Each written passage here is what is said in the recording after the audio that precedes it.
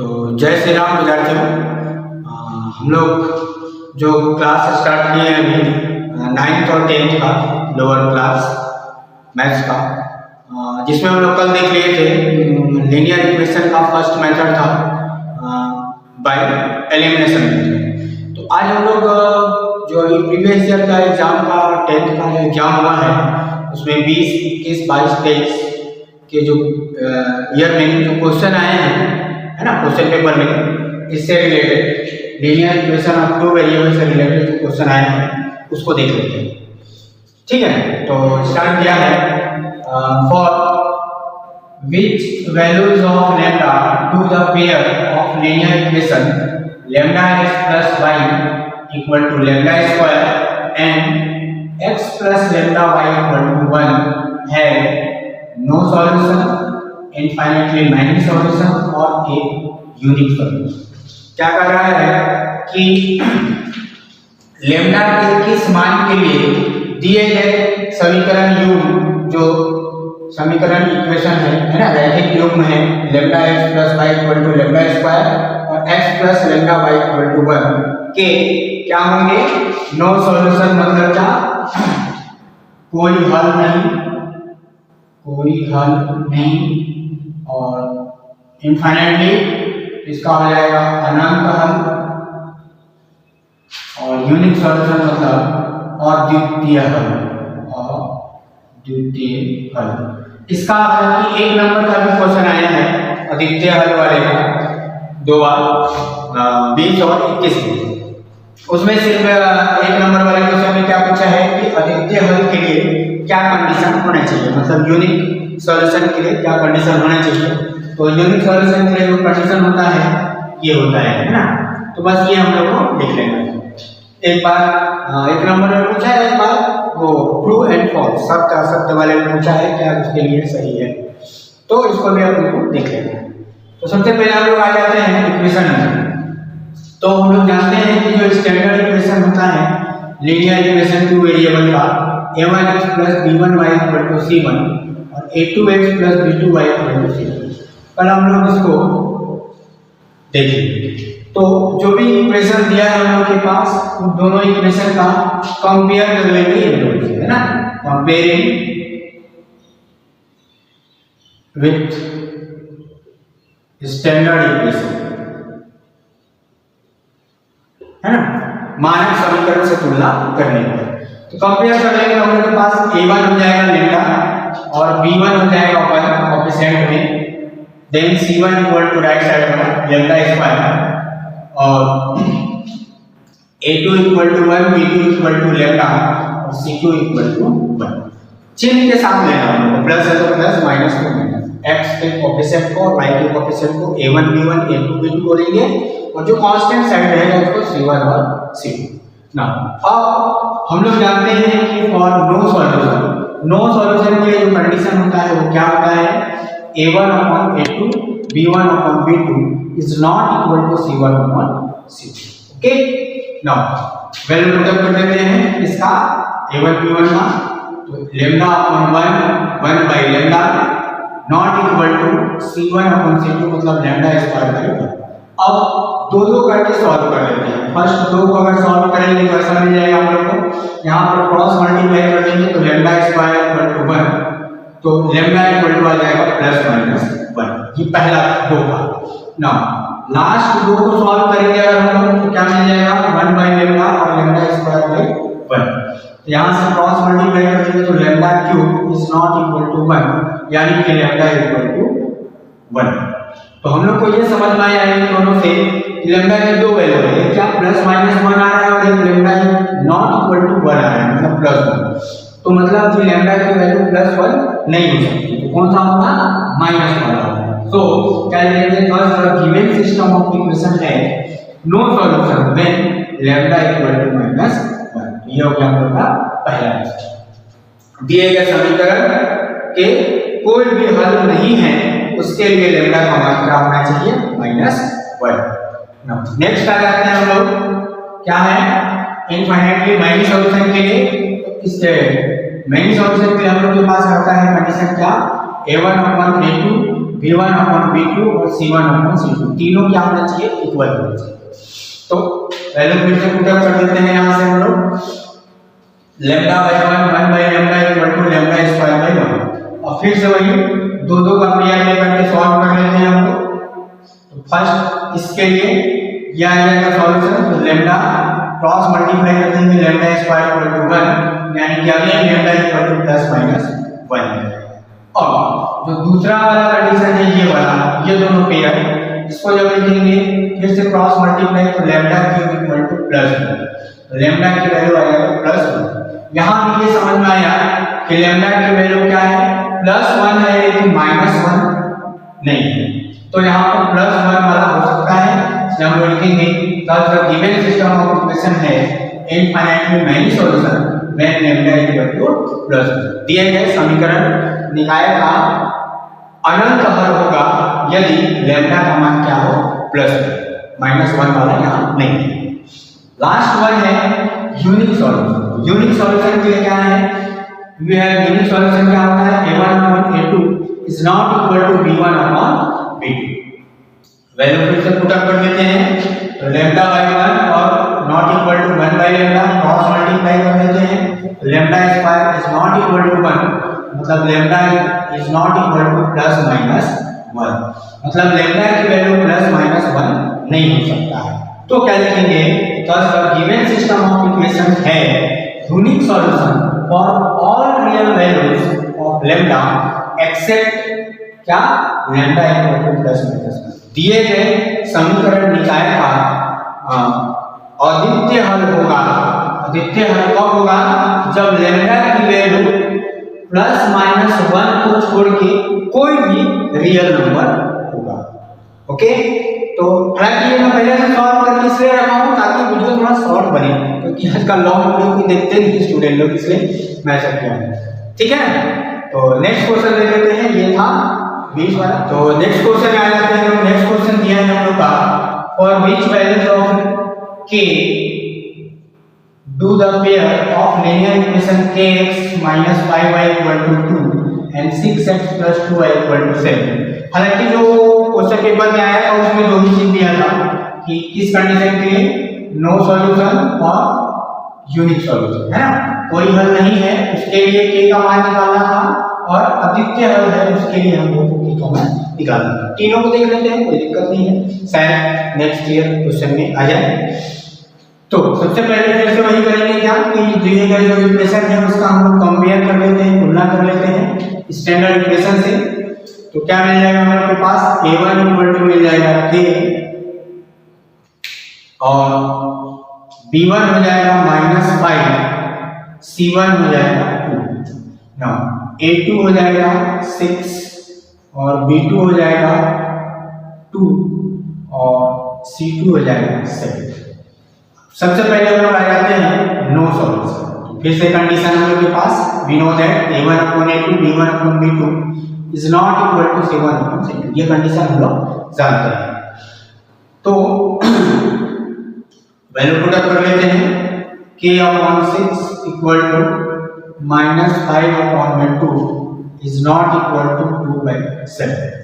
दो को पेयर लेके सॉल्व कर लेते हैं, तो ये हो जाएगा 2k इक्वल टू -30 और k इक्वल टू हो जाएगा -30/2 यानी कि -50। इन दोनों को सॉल्व करते हैं, तो यहां पर तो k की वैल्यू है ही, कौन सा लेना पड़ेगा हम लोग को, ये वाला पेयर और इस पेयर को एक साथ लेना पड़ेगा। तो क्या हो जाएगा, k/6 is not equal to 2/7, तो k 6 उधर चला जाएगा, ये हो जाएगा 12/7। तो k is not equal to 12/7, तो k की वैल्यू 12/7 नहीं हो सकता है, तो पहले से कंडीशन है k की वैल्यू क्या हो जाएगा -50। किसके लिए, नो सॉल्यूशन, नो। तो यहां लिख लेंगे कि thus the given system of equation has no solution then k equal to -50, है ना। और ये भी लिख सकते हैं कि ये तो हो गए, ठीक है। चलिए अगला है विल है यूनिक सॉल्यूशन। तो यूनिक सॉल्यूशन के लिए देख लेते हैं। यूनिक सॉल्यूशन में a1 upon a2 is not equal to b1 upon b2। तो इसमें जब वैल्यू हम लोग पुट अप करेंगे ये वाले इक्वेशन में, तो a1 a2 का क्या है हम लोग का इसमें मान लेते हैं a1 यानी कि k by 6 is not equal to b1 by b2 minus 5 by 2। Cross multiply कर देते हैं तो k is not equal to minus 30, तो k is not equal to minus 30 by 2 यानी कि k is not equal to minus 50। तो यहाँ पर क्या हो जाएगा कि thus the given system of equation has unique solution या unique solution for all real values of k except k is not equal to minus 50। ठीक है, मतलब दिए गए समीकरण का अद्वितीय हल कब होगा, इस वैल्यू को छोड़ के, है ना, k की कोई भी रियल वैल्यू होगी इस वैल्यू को छोड़ के -15 को छोड़ के कोई भी उसका रियल वैल्यू के लिए क्या हो जाएगा, उसका अद्वितीय हल हो जाएगा unique solution. Now third one क्या है, विल है infinitely many solution if a1 upon a2 b1 upon b2 c1 upon c2। इसमें मान रख लेते हैं a1 हम लोग का दिया है k by 6 और फिर -5 by 2 और 2 by 7। दोनों को सॉल्व कर लेते हैं तो यहाँ से फिर से हो जाएगा k इक्वल टू -30 और ये हो जाएगा कितना k इक्वल टू -15 और इसको अगर लेके सॉल्व करते हैं तो 7k और ये हो जाएगा 12, तो k इक्वल टू 12 by 7। तो मैनी सॉल्यूशन के लिए क्या होगा, हम लोग के पास k की दो वैल्यू है, कौन कौन, k इक्वल टू -15 और k इक्वल टू 12 by 7। इसके लिए जो दिए गए समीकरण होंगे उसका क्या होगा, अंततः अनेक, ठीक है, मतलब इनफाइनाइटली मेनी। तो नेक्स्ट क्वेश्चन क्या कहते हैं हम लोग, ये क्वेश्चन 2023 के पेपर में आए हैं 10th बोर्ड एग्जाम के, सेम वैसे ही क्वेश्चन है बस वैल्यू चेंज है। क्या, for which values of k to the pair of linear equation kx - y = 2 and 6x - 2y = 3। दो ही कंडीशन क्या था इस बार की, क्या क्या, नो सॉल्यूशन और यूनिक सॉल्यूशन, मतलब कोई भी हल नहीं है और अद्वितीय हल है। इस केस में हम लोग को दिए गए समीकरण में k की वैल्यू फाइंड करना है। तो k के किस मान के लिए दिए गए समीकरण का कोई भी हल नहीं होगा और दूसरा दिया था अद्वितीय हल, तो हम लोग तीनों पूछते हैं। ठीक है, तो सबसे पहले हम लोग जो इक्वेशन दिया है उसका कंपेयर कर लेते हैं। फिर से जो स्टैंडर्ड इक्वेशन है हम लोग के पास a1 मिल जाएगा k और b1 हो जाएगा -1, c1 हो जाएगा 2। a2 की बात करेंगे तो 6, b2 हो जाएगा हम लोग का -2 और c2 हो जाएगा 3। ना सबसे पहले पहला वाला कंडीशन नो सॉल्यूशन या कोई हल नहीं है ना, कोई भी हल नहीं होगा, उसके लिए मान रख लेते हैं k/6 इक्वल टू b1 यानी कि -1 by -2 is not equal to 2 by 3। तो सॉल्व करते हैं, यहाँ से क्रॉस मल्टीप्लाई क्या हो जाएगा, -2k इक्वल टू -6, तो k equal to minus cancel हो जाएगा, k इक्वल टू 6/2 यानी कि 3, तो k की वैल्यू आ जाएगा 3। दूसरा वाला कंडीशन चेक करने का जरूरत ही नहीं क्योंकि ये तो नॉट इक्वल टू मतलब k की वैल्यू नहीं है।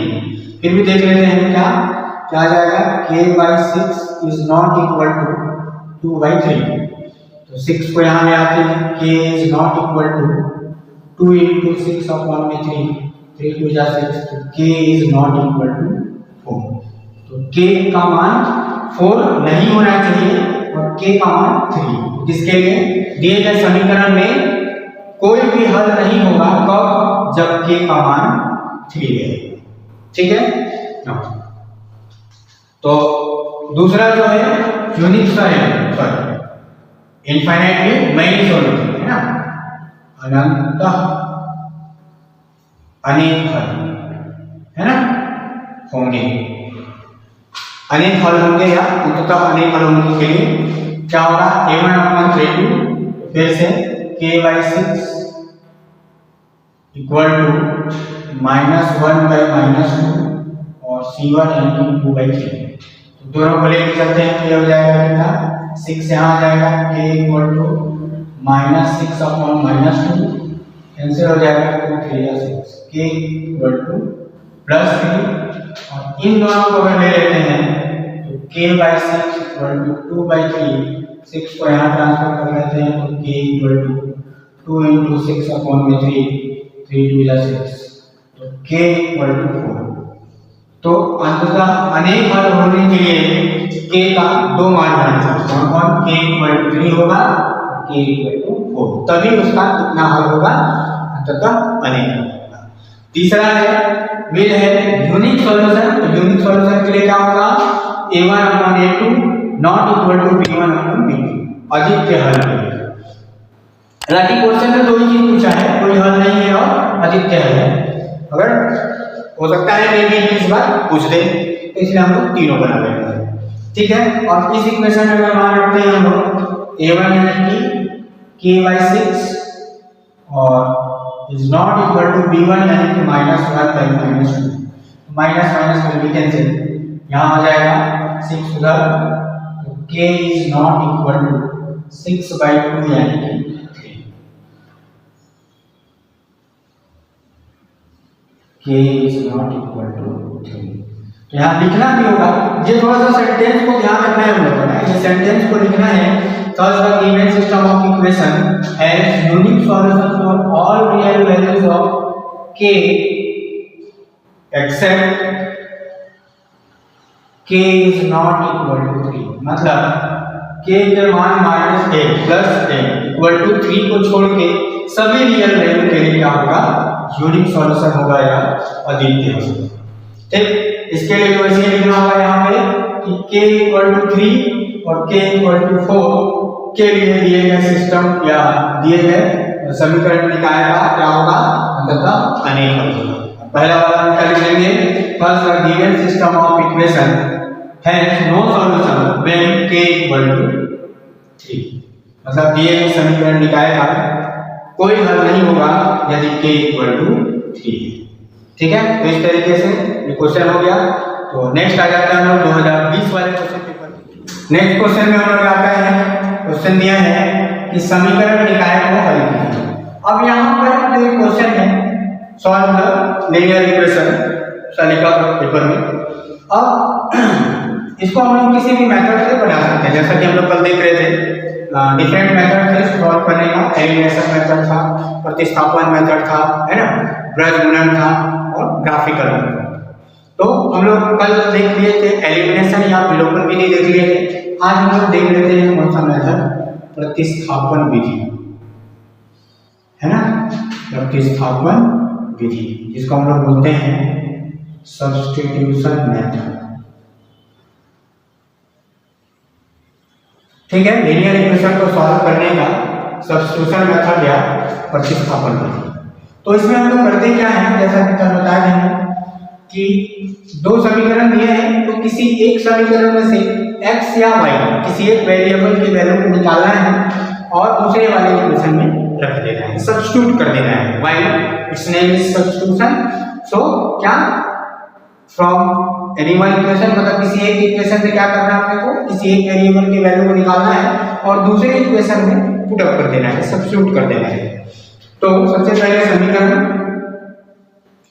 एक से क्या कर लेते हैं हम लोग, इस y को यहीं रहने देते हैं, y इक्वल टू 2x को उधर ट्रांसफर कर लेते हैं, 8 - 2x, ये हम लोग ऐसा लिख सकते हैं।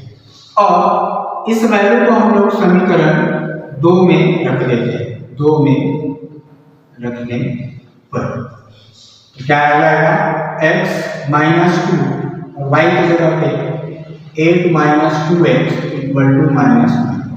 अब